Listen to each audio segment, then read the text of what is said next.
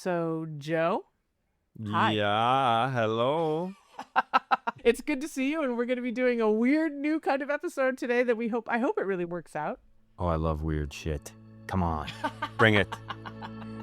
When this started, I confess I did not understand. I guess maybe that's how it all turned out to be. Well, such a mess. You a teacher? Got emotions? Got a lot of emotions that overwhelm you, that threaten to burn you out?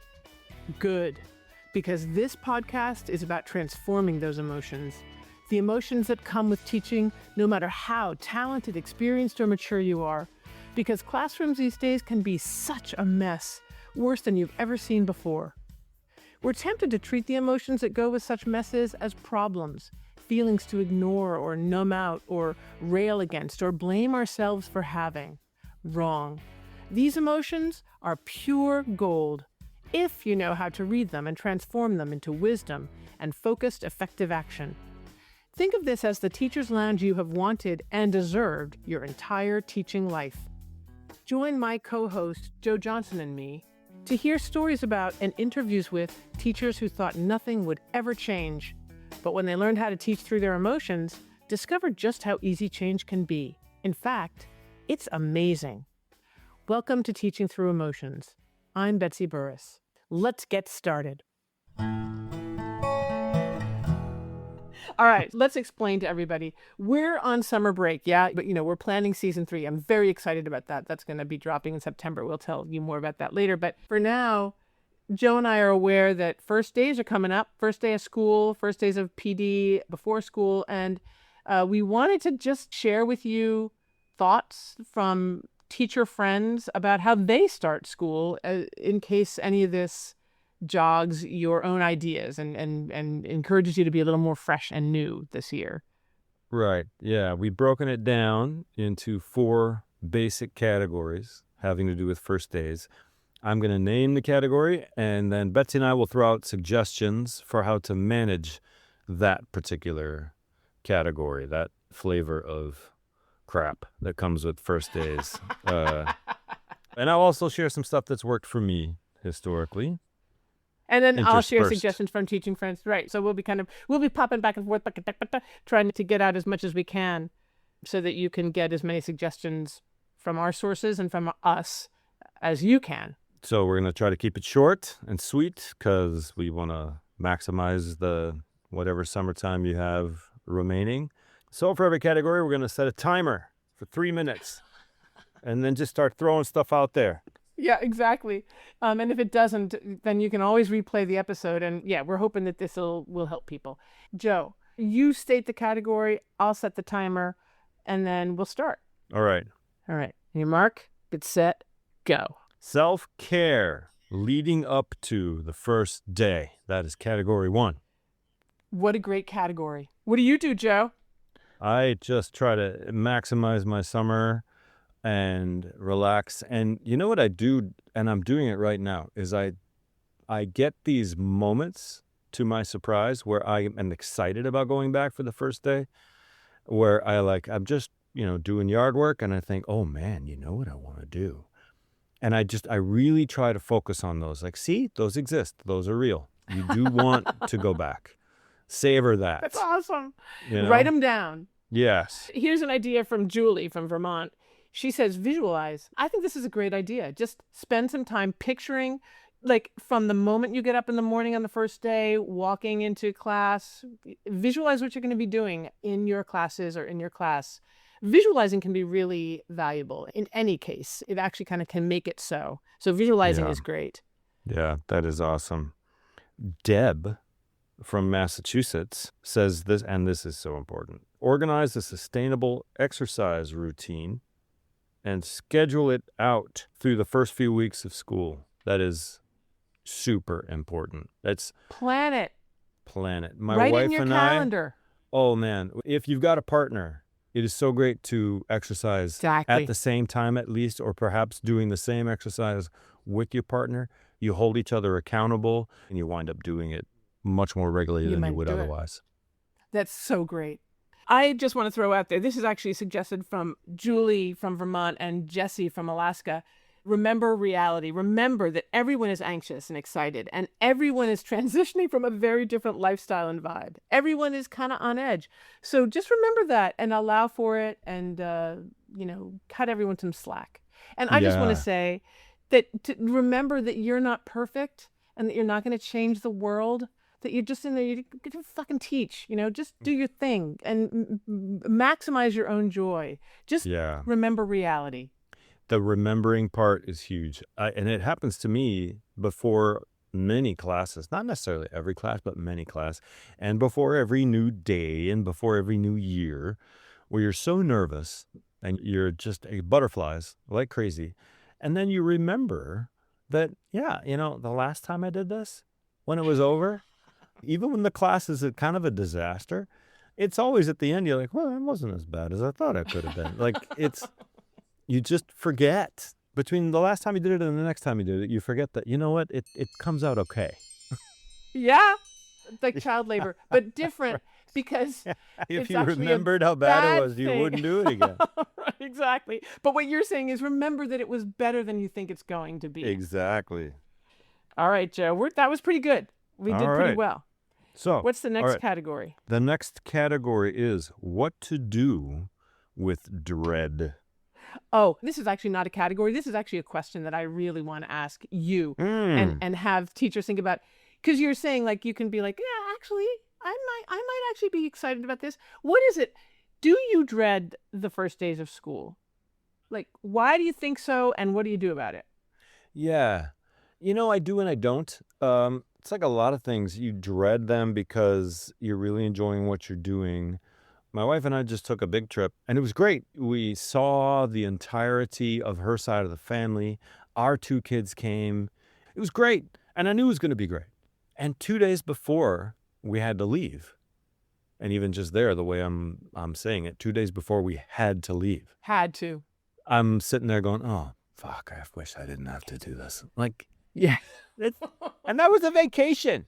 That was a Yeah. big trip with airplanes and restaurants and stuff. And I still was like, ugh, I don't want to do this. I think that happens with almost anything that is big and important. You dread it a little bit. Yeah. You dread the change, the mobilization, the Yes. shift. Yeah. Yes. Very interesting. Yeah, dread is one side of the coin. You can't be excited about something without kind of also dreading a little bit. But that's part of the fun. The dread is part of the enjoyment. Yeah. I hope people who feel the dread, because there's always also the Sunday night dread that, every single week Isn't of that teaching crazy? people can feel.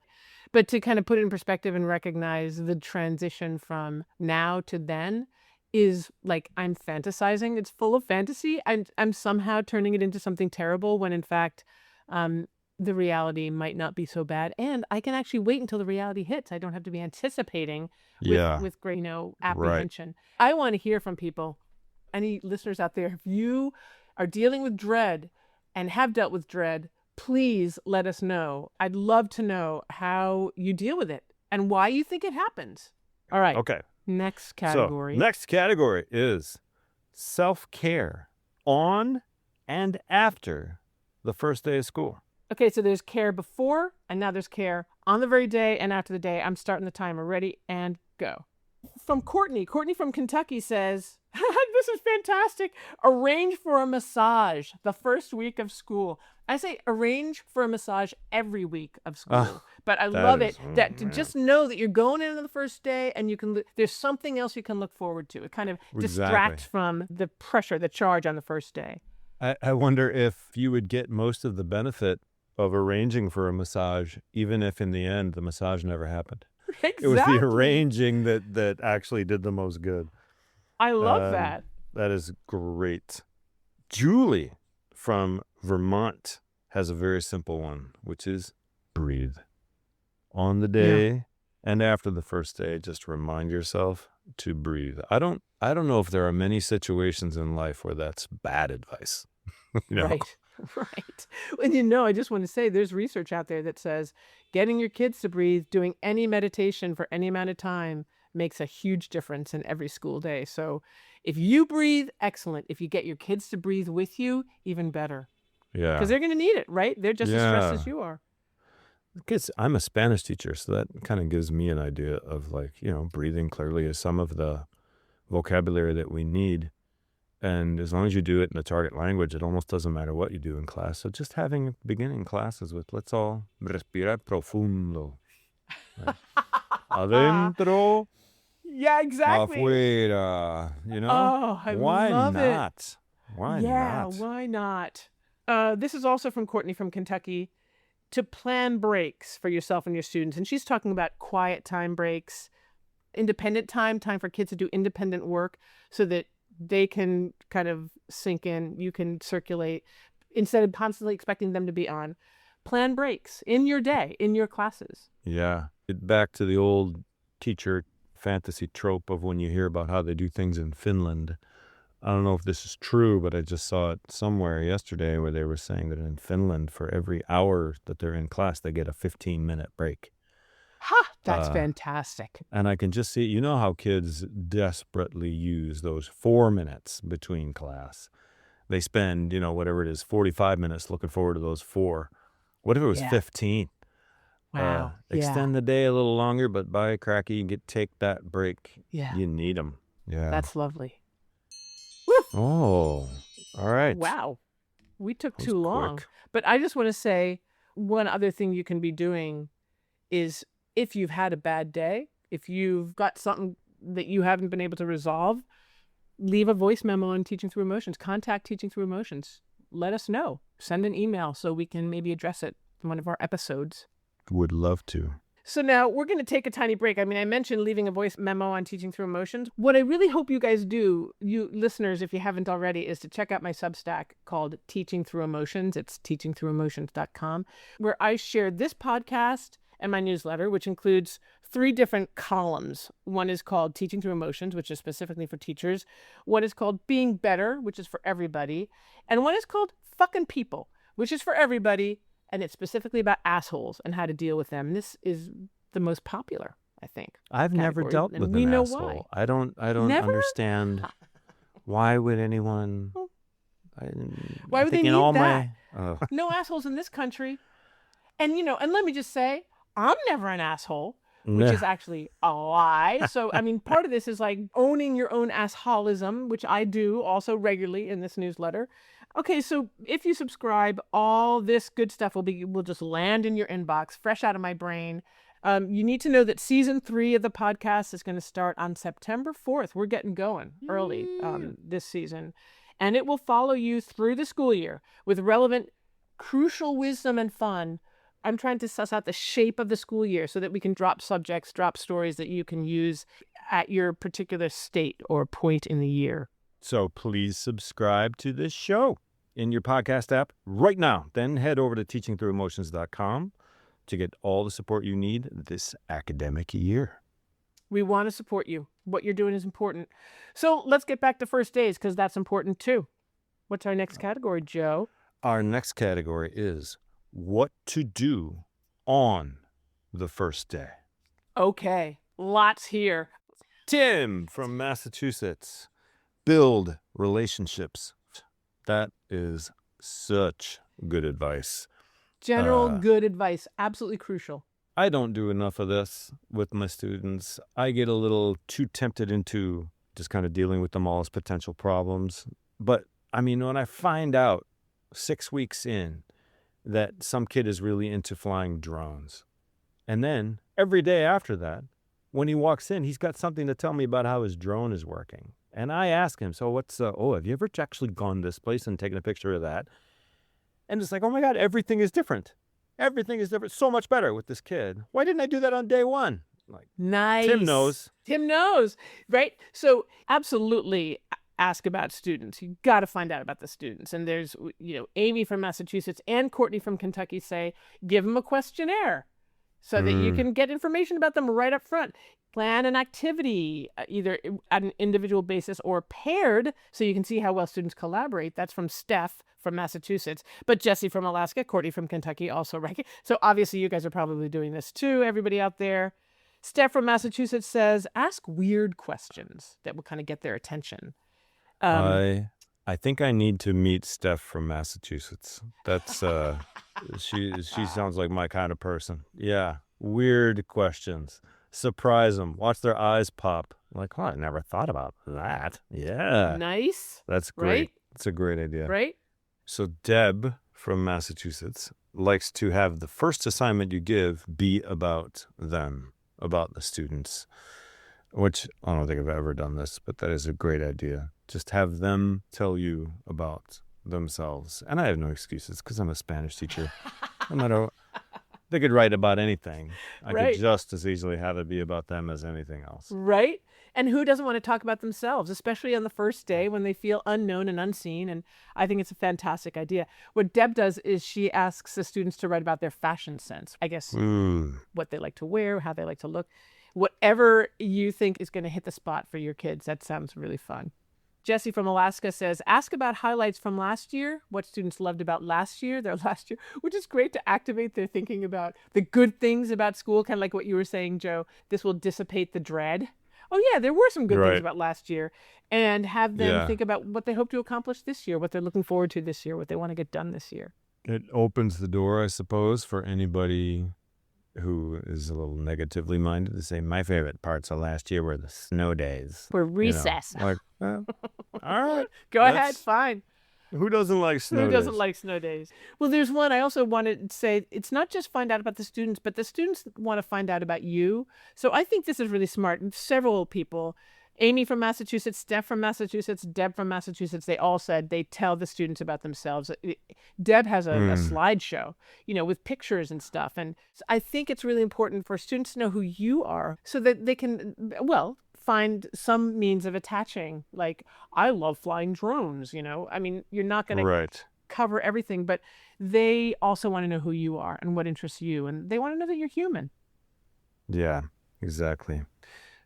Amy from Massachusetts suggests that you connect with families as soon as possible, which is a very good idea. I think that's a really, really great idea. If your first interaction with them is when, Tommy got caught doing something, that's no good. It happens so often. It's no good. Yeah. Let them know you're excited about their kid. Let them tell you a little bit about the kid, what the parents' hopes are. Anything that gets them feeling like you give a shit about what's going on with their kid and with them is just fantastic. It would be a great challenge to set for yourself to be able to write, it doesn't have to be long, a couple sentences, an email to every kid's parent showing evidence that you found out something about their kid. Yeah. Just to they are individuals.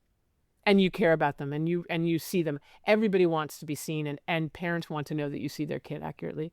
We're going to go for 3 more minutes, Joe. Sorry, we've got more stuff. I mean, of course, first days. This is what's happening on the first day. We have a lot of ideas. So I'm going for 3 more minutes. Go, man.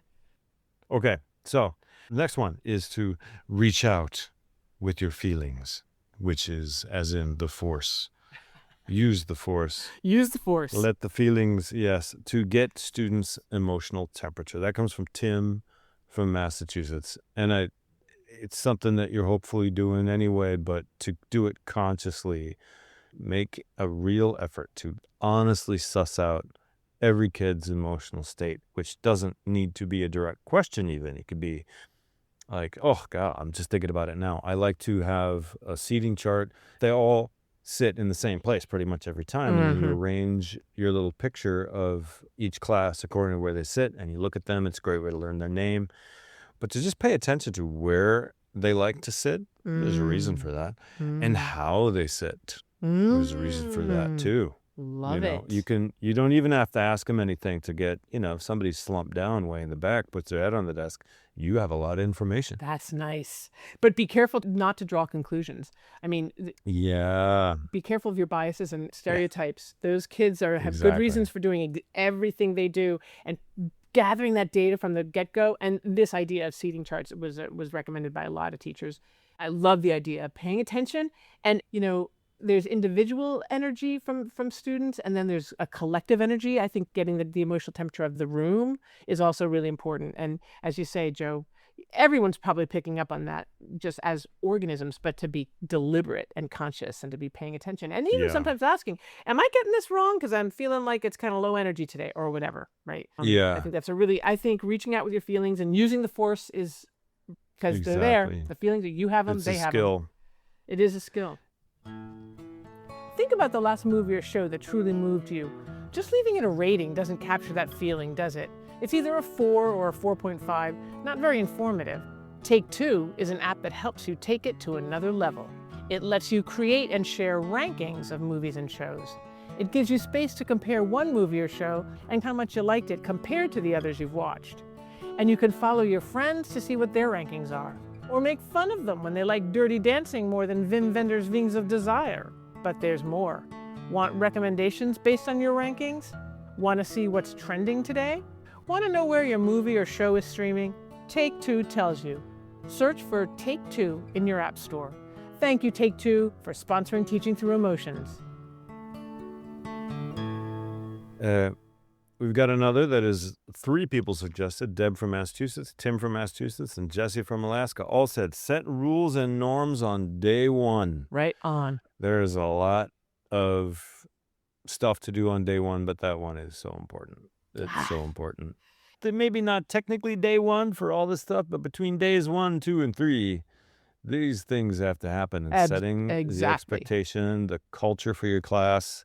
You only get one chance to make a first impression, as they say. Yeah, it's so important. And setting it up early implies that it really matters to you. And Deb from Massachusetts said, this is fantastic. She said, set the rules, set the norms and revisit them regularly with the class. Revisit those rules regularly and change them as necessary as you guys have existed together, and put reminders in your calendar to remind you to revisit the rules and regulations and consequences regularly. And I want to say that about consequences. Tim from Massachusetts said, make sure consequences for any breaches of these norms are clear. Absolutely explicit, and agree on those so that you all know what to do when I mean, the consequences, you can punish kids, but how about the whole class responds when there's a breach of the collective agreement so that everyone knows what to say to each other and they accept that this is what we get to say when someone breaches the rule. I just think that's so important. Jesse from Alaska says, involve students in coming up with all these rules, norms, and consequences. I just don't see any other way to do it. If you want them to buy in, you've got to ask them, what are the rules? How are we going to keep this place safe for everybody? Tell me, what do you need? What do you all need? And then when these are breached, what do you all agree we can do and say to each other? It's got to come from the students, in my opinion, and in Jesse's opinion. I think I do that less than, say, Jesse does. But the element of that I do like to include is that a lot of the times things can change midstream. And you realize that something isn't working, or you realize that, hey, you know what? Why don't we throw this curveball into it? And that'll make it a little better.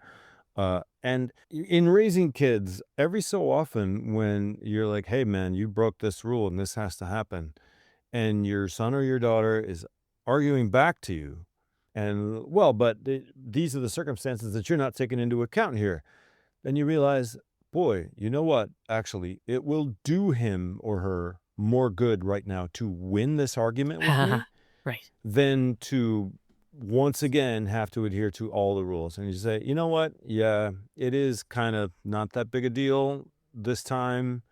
Maybe you're right. And we caught it early and you stopped doing it. So, okay, this time, all right, maybe the consequence. I think a little bit of flexibility can gain a lot. Be flex. But like everything else, if you become nothing but Mr. Flexible, who always backs down.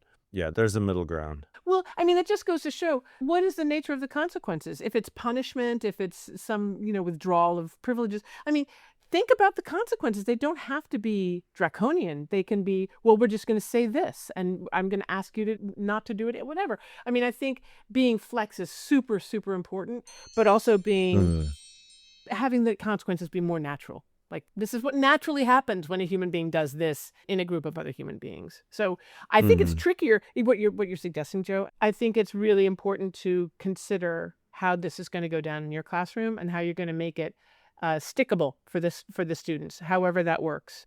You listeners probably know what works for you, but anything that we can suggest. This last suggestion from Sarah from Texas, Be transparent about your expectations. I think that's related to what you're talking about right now, Joe. Be transparent, be honest, be flexible, as well as be transparent about your availability to help and support. So you're going to have high standards, but you're also available for support to support them in attaining those high standards. Be clear about that repeatedly so that students remember you actually mean it. Yeah. The Master and Commander movie with Russell Crowe. I didn't read those books, but he talked about setting expectations for rules with the sailors, and everybody has to know their place. Everybody has to know their role. The way he described it was, we're trying to create a little wooden world in our Wow. little wooden world, which is the ship. Floating And I keep on thinking a of the bottomless- classroom as the little wooden world. Like, this room is going to have a culture. It's going to have expectations. It's going to have a history. We'll all be able to remember certain things together. And setting the right tone at the beginning is important. Right on. But realizing that it is a little world and everybody has to have a role in it, and it has to feel valued, and it has to feel seen in it. That's something to keep in mind as you create that culture. I love it. We're done actually with the 4 categories, but I did want to throw out the one thing that you can get from teaching through emotions that you can't get anywhere else, and that is the psychodynamic perspective. So, Joe, you know about these, I'm just going to throw out some concepts for teachers to keep in mind on first days, because they might start seeing evidence of this stuff, like attachment, like students trying to figure out whether or not they're going to be able to use you as a model, as an ideal, or whether or not they're going to be able to take advantage of you as an object that they can use and manipulate. So, you might start seeing some behaviors that teach you one way or the other how particular kids who are looking to use you because they really need to, how they might be oriented towards you as an attachment figure. Probably the majority of your kids are not going to be giving you that evidence, but they're going to be some, the ones who kind of are constantly tugging on you, or who are being slightly oppositional, or who activate you one way or another. Watch for that. Attachment is a good thing. They should be able to attach to you, but be aware that attachment often also means that they've turned you into an object for their use that is based on their needs that they're bringing into the classroom from a long time ago, right? From years and years of experience with caregivers. So Does that this make use sense? of the word attachment in this context is a little different from the notion of the way, just in regular relationships, you say, well, she's really become attached to that person. That's affection. When Yes. we use it that way, that's strictly affection. But this use of attachment is different, is broader than that, right? Well, it's deeper than that, I would say. It stems from a psychic structure that determines for any person the ways that they behave under conditions of stress, which is going to be first days for students, but also just life. So attachment, there's a theory called attachment theory that talks about how people actually fit together to survive. So it's about survival. It's about physical survival, but it's also about psychic survival. And in the classroom, obviously, most kids are not worried too much about physical survival, assuming they're eating, but definitely psychic survival. So thinking about attachment theory means looking for evidence of how kids might need to use you to reassure themselves that they're going to survive psychically. And psychic survival does not mean necessarily all friendly and pretty. It might mean, I think always means, reconstructing conditions that they become familiar with that are actually reassuring to them, conditions at home. I've been talking with some people about a student who spends a lot of time yelling at him, and amazingly, the yelling works. He actually kind of adjusts and centers, but then it turns out that the yelling works because that's what he's used to at home. And, in a corrective organization, a school where we'd like to correct these kinds of expectations in kids, to perpetuate the treatment at home that does work for a while is not necessarily what we want. So what we're all after, I think, as teachers, is secure attachment with students who might be insecurely attached, and trying different ways of reinforcing that kind of attachment with kids who are teaching us that they're not used to healthy attachment. That's what I'm talking about. Yeah. And the evidence, these are the extremes, like being very, very needy from the get-go, or being, like I said, slightly oppositional or argumentative, or not buying you, or, those kinds of feelings. Again, bring them back. Bring them to me. I want to hear about them, because we can help work through it. The more data we've got, the more customized we can be with what that kid might be teaching you. But that's what attachment is. Yeah. It's the need to use especially an adult, a developmental partner, in a way that will either perpetuate what you're used to, or I think it's at bottom, kids really hope that we attachment figures will actually teach them something different. We treat them differently from how they're expecting to be treated. So, and that's also related to the next one that I want to throw out, which is testing, which you know all about. Like, some kids are going to test you every chance they get. That's a way of poking at you to see if you're going to be someone they can make good use of. And testing, when kids are like, no, I'm not going to do what you want to, they're actually asking you to convince them that you actually can hold them, that you're going to take charge of the classroom. And the testing behaviors, Joe, you're in charge of your classroom, but there are other teachers who might not be able to convey that feeling to their students adequately, and the students will be poking them to see if they can actually be that person who is in charge. They need someone to be in charge there. Those kids need not to be in charge, even though they act as though they want to be. I get tested. I do. I get tested all the time in lots of different ways, creative ways. Sometimes it's kids wanting to make inappropriate comments or suggestions that they think are going to go over my head, that I won't catch on to things, and they'll probe that and see, apparently we can do this sort of thing and get away with it. And a lot of the time I feel this way, like, you have to have your notebook out and your document out, and you have to be marking it up while we are all doing that. No one is going to not have their notebook out. And it's easy to scan. It's like, your notebook is out. One of the rules that I have is like, if I ask the whole group a question, for example, then there are 4 acceptable reactions. One is to answer the question because you know. Another is to look for the information, because I asked about this document and we're all open to page 10, and I say, this information is on page 10. What is it? You don't know? Okay, look for that information on page 10. Great. Another acceptable reaction is to pretend that you are looking for that information. That is acceptable. I will not know the difference between you actually looking for the information or pretending to look. And a fourth acceptable reaction is to ask a clarifying question. But just staring at me? No, not acceptable. Staring out the window? Not acceptable. Putting your head down? Not acceptable. Turning and talking to somebody? Nope. I asked everyone a question about this page. Those are the 4 acceptable reactions.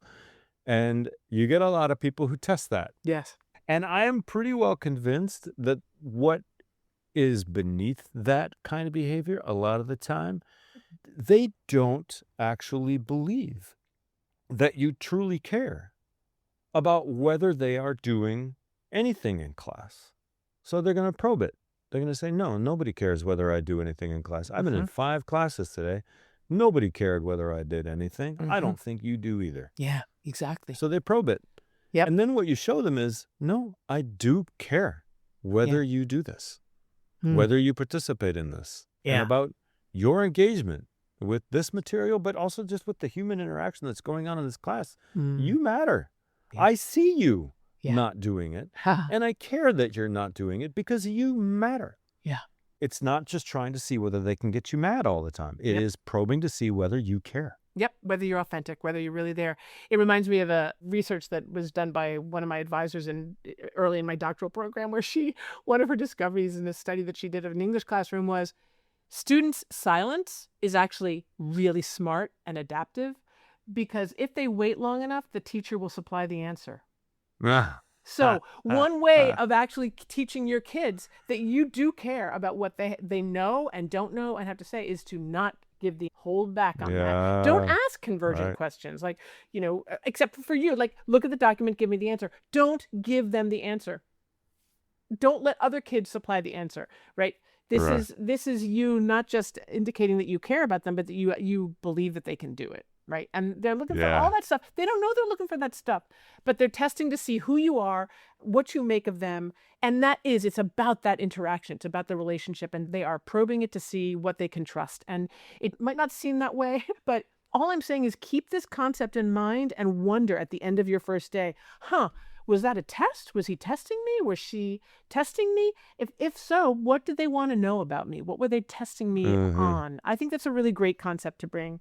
And the other one I just want to mention is the holding environment, which we've already mentioned, creating a space where students are safe. And that's why Ground rules are really important, and consistent revisiting them, consistent application of them, consistent discussion of them with kids so that they just need to know that they are safe there. And testing is another way of finding out if they're actually safe. Please, please, please give them the benefit of the doubt that that's what they're trying to figure out. And if they're used to being in charge of the wooden world, if they're used to being in charge because the adults don't take up their responsibility, don't blame the kids for that. Teach the kids that they don't need to do that, that you are in charge. Yeah. Being in charge is not something that everybody naturally does. To be in a room with a whole bunch of people and just say, yeah, I'm in charge of this room. That can be uncomfortable for a lot of people. It can be tough. And at some point, you just have to accept this is the role. You are in charge. You are the one commanding. I say it jokingly in class, but I say, look, the rules are as I set them, and I'm going to be the one to decide whether you've broken those rules.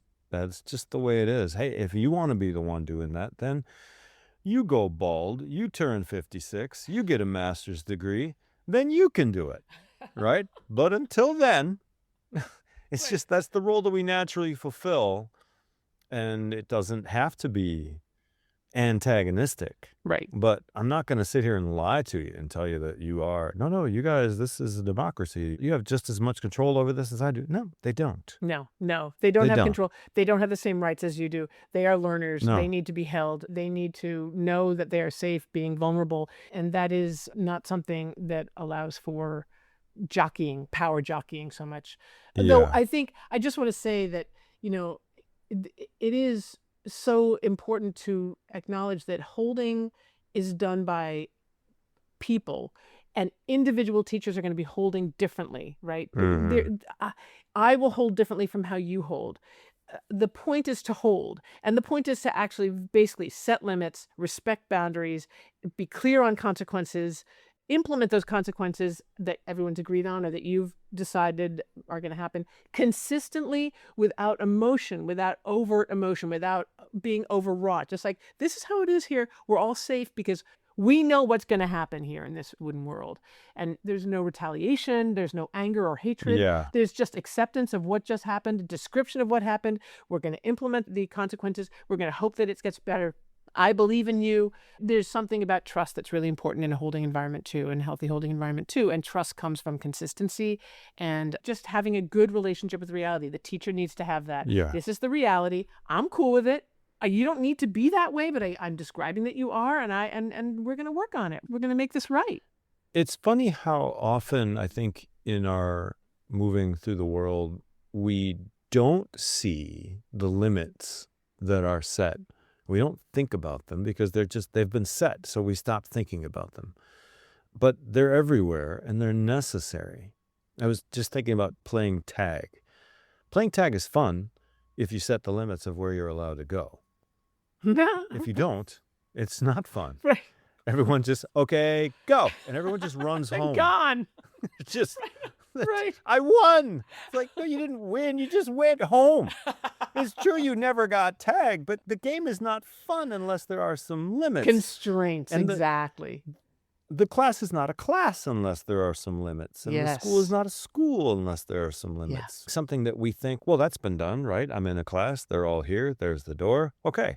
No, it hasn't been done. Yeah. You do have to pay attention to it. It hasn't been love done that. for you necessarily. Yeah, let's be explicit so we know what we're about here. These are the constraints, and that we call it liberating constraints. These are the constraints that are going to liberate our learning and our creativity. Let's be explicit, because it's part of what's hard about being in the classroom, but it's part of what's awesome about being in the classroom is working with them and within them together. Yep. All right. Well, we went well over 3 minutes on that one. And, Boy. I think we did a good job of holding the 3 minutes for the first 2 or 3 categories, and then We completely did. blew it. But that's because, it's tough. There's good shit There's here. always so much to talk about. Share. There is so much. Always so much to talk about. And it's so fun to do it with you, Joe. And I thank you for being here. And I hope you have a good remainder of your summer. Thank you. It's shaping up to be a great one, and I always love doing this with you, Betsy. It's so great. So, and we want to keep this kind of conversation going. Yeah. Not just between us two, but with Right. you guys. out there in podcast land. So the big question that we have for you is this one. How are you really feeling about the start of school? You can tell us. You can, Don't fake it. Don't put on the dog. No judgment at all. We know it. We've heard it. Let us know. Yeah, I mean, you can do it right now. You can just think about the beginning of school, pay attention to what's going on in your innards, get your phone out, dial 413-239-4158, and leave a message telling me what you're feeling. Joe and I will listen. We'll try to figure out how to include them in a podcast. We will respond to them. Call the number 413-239-4158 and tell us how you're doing, how you're thinking about that first day of school. So many teachers will resonate with what you experience, and anything you share is going to be a gift to not just me and Joe, but to other teachers. So please do get in touch, and we'll possibly put together another bonus episode or work what you say into other episodes. We've got a ton coming up in season 3, and we do want to hear from you. So please do. Season 3 drops September 4th. It's going to be awesome. Best season yet. Best season I think season 3 of a lot of things is the best one. Good point.